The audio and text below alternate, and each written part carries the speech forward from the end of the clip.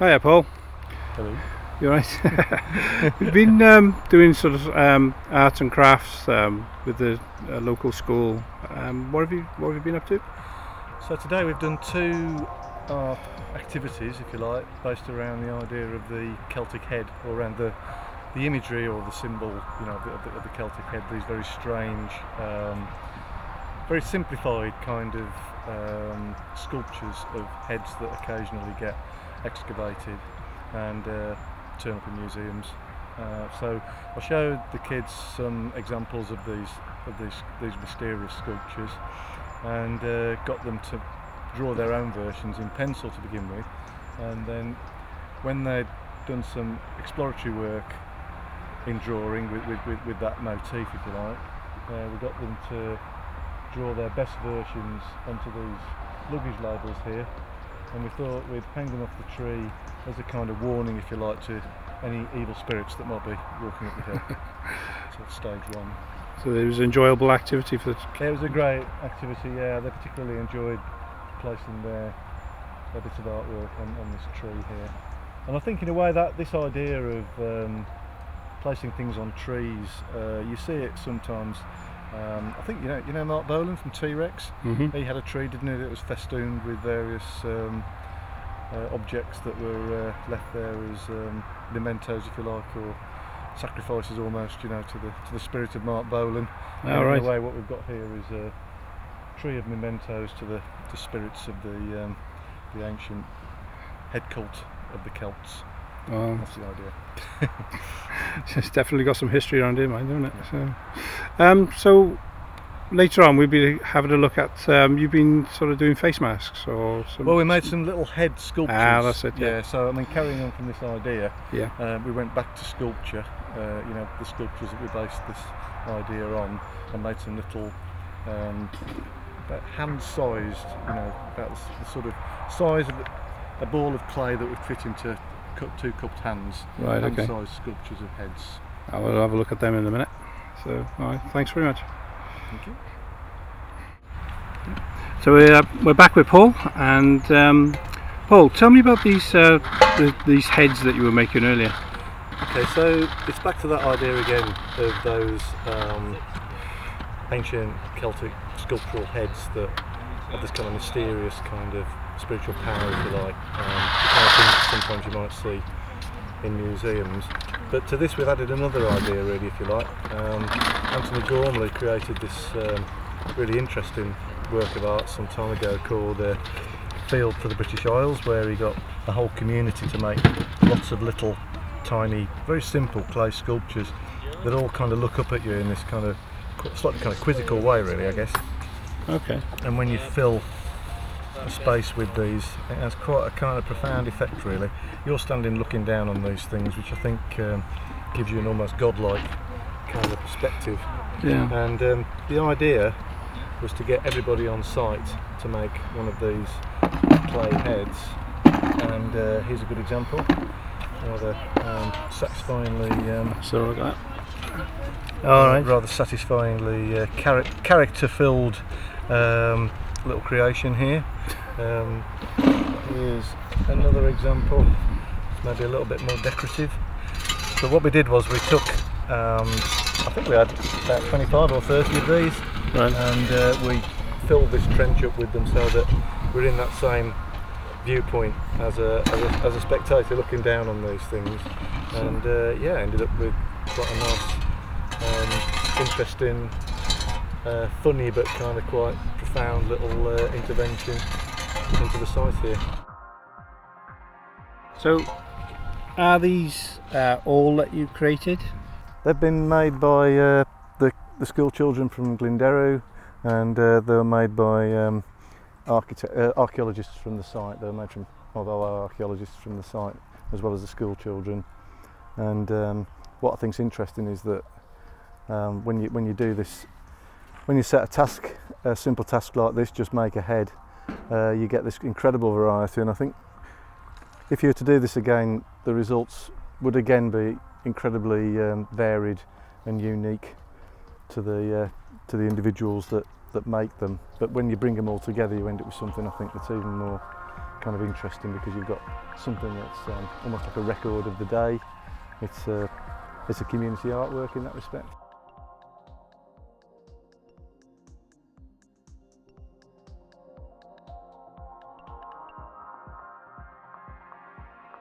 I'm Paul Evans and I'm lead artist on the CAER Heritage project, and I've been involved in the CAER Hedz project from the start. My name's John Harrison and I'm an animator and filmmaker, and on this project I've been helping create the animation sequences, and also really just helping young people just get their heads around what animation is and how they can use that creatively.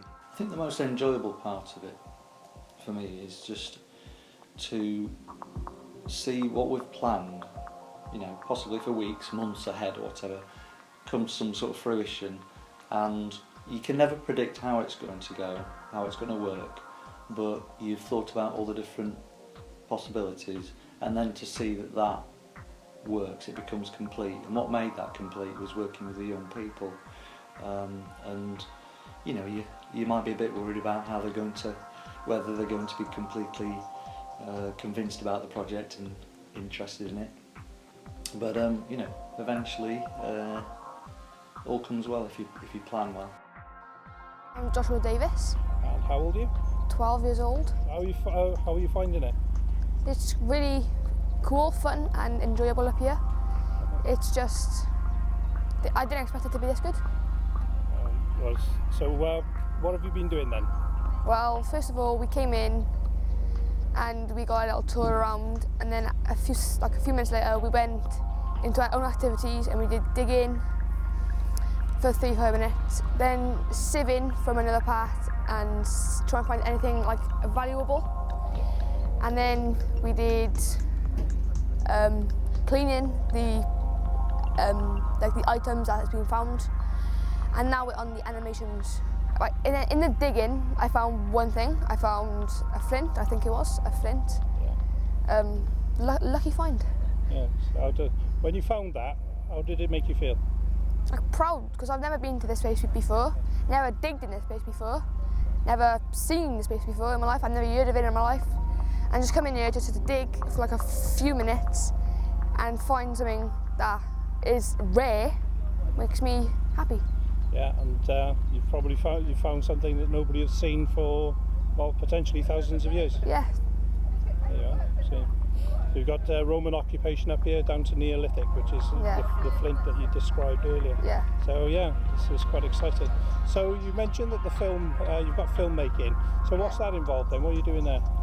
I think I'm gonna have to make like we're gonna get our hands, and I think we're gonna have to like open and close them. Yeah. I think, I don't know, we just started and then...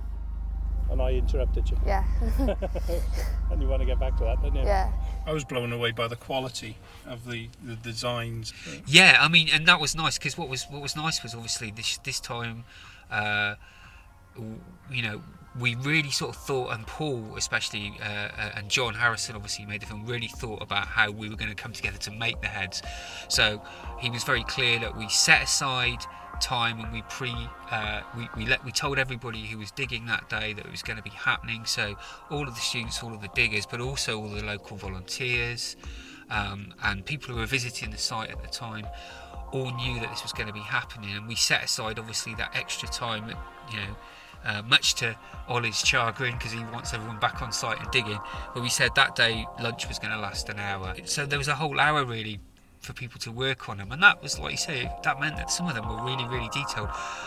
Thinking back, there was that one that really had a big beard. I really liked that one, really detailed. Looked a bit like one of the Ents from Lord of the Rings or something. Can't Cal use it. That's my anger at the natural here, expressed in clay form. Okay. Yeah, okay.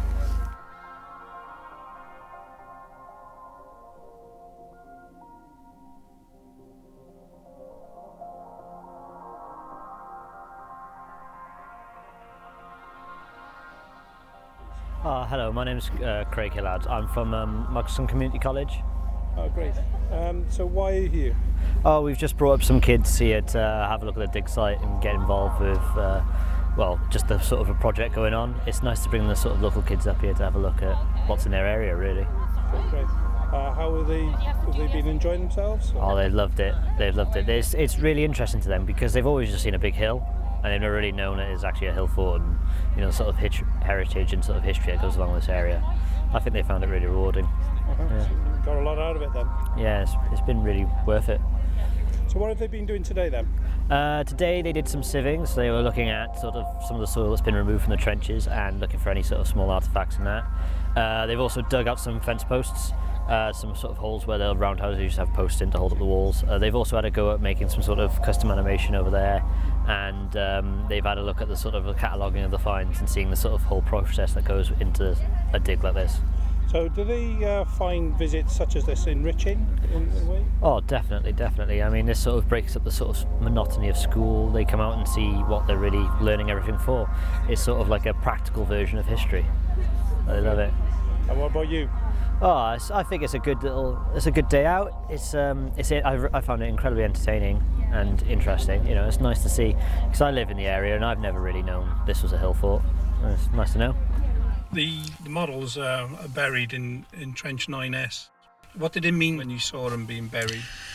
Again, that was organic, wasn't it? It kind of grew out of the film, So once again, after the heads had been animated and they'd had their chance to speak, if you like, we of course we turned them into an art installation again. So once again they went back and they got placed in the trench and were photographed as part of an art installation, and then eventually, almost like a ritual really, we took all the heads that were made by everybody and we buried them back in the site. They went back into the hill. They became part of the archaeology.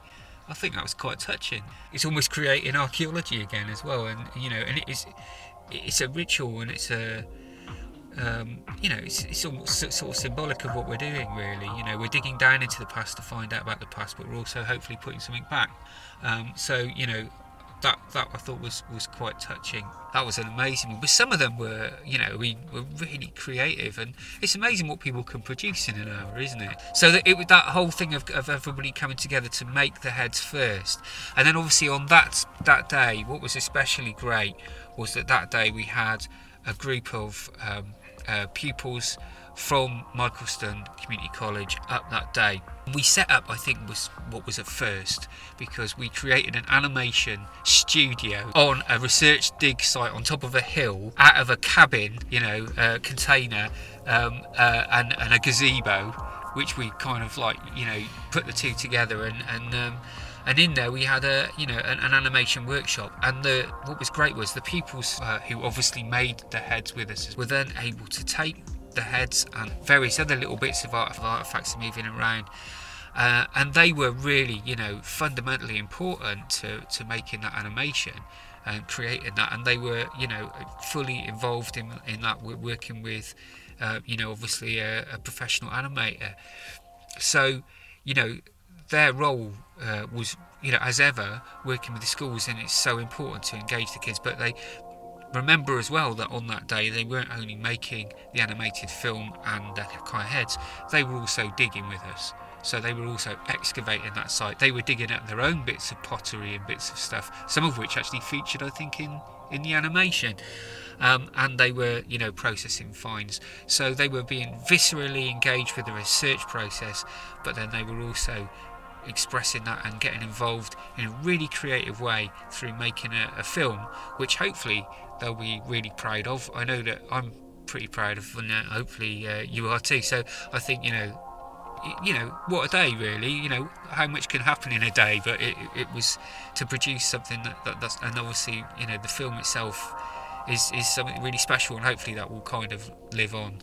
And what's nice again is that, it's not just about the dig, it's about the community and the community's memories of the site as well. So I think that's really important too, and that's what we want.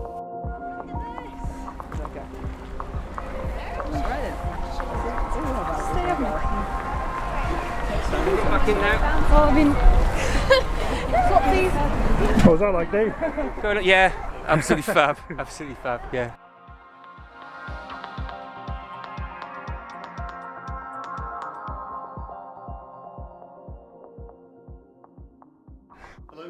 Evans here, lead artist on the CAER Heritage project, talking about the next stage of the project, which is a new initiative called Romano-British, where we'll be working with 2 schools in southwest Cardiff. That's the Woodlands School and also Glenderrow, which is the school that's local to the CAER Hill Fort. This new stage will be entitled Romano-British, and during this we'll be making a playable artwork, which is effectively a table tennis table that's going to be decorated with Romano-British motifs, and this will act as a ping-pong portal to the past. There'll be 2 table tennis tables, one permanently sited in Woodlands and the other in Michaelston Community School, and yeah, very excited about this, looking forward to getting to grips with this project.